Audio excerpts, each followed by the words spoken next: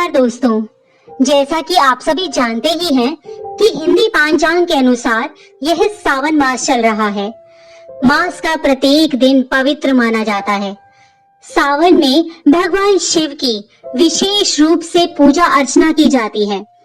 सावन कृष्ण पक्ष के चतुर्थी शिवरात्रि पूजा के अगले दिन अमावस्या का पर्व मनाया जाता है। सावन अमावस्या को हरियाली अमावस्या कहा जाता है। अमावस्या के दिन नदी स्नान और दान का बड़ा महत्व है।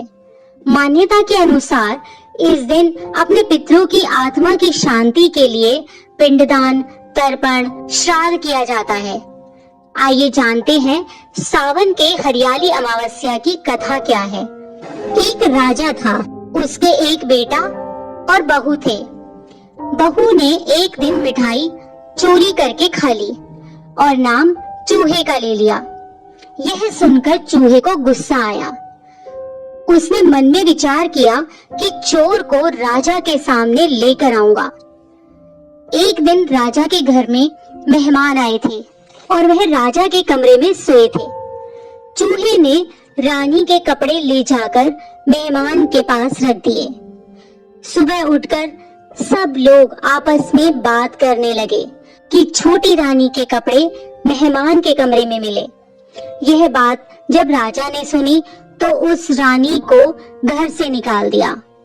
वह रोज शाम को दिया जलाती और ज्वार बोती थी, पूजा करती, गुड़दानी का प्रसाद बांटती थी।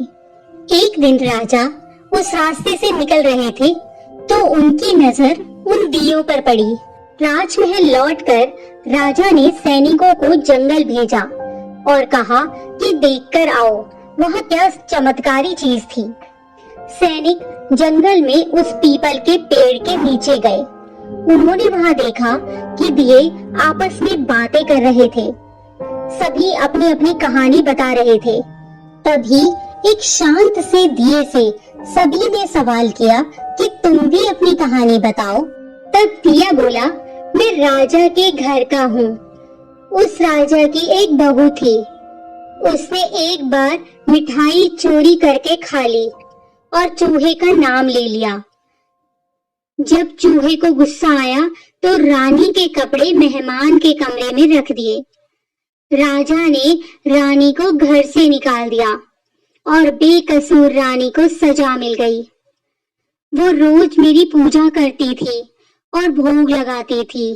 सैनिकों ने जंगल की सारी बात राजा को बताई, जिसके बाद राजा ने रानी को वापस महल बुला लिया। जिसके बाद रानी खुशी खुशी राजमहल में रहने लगी।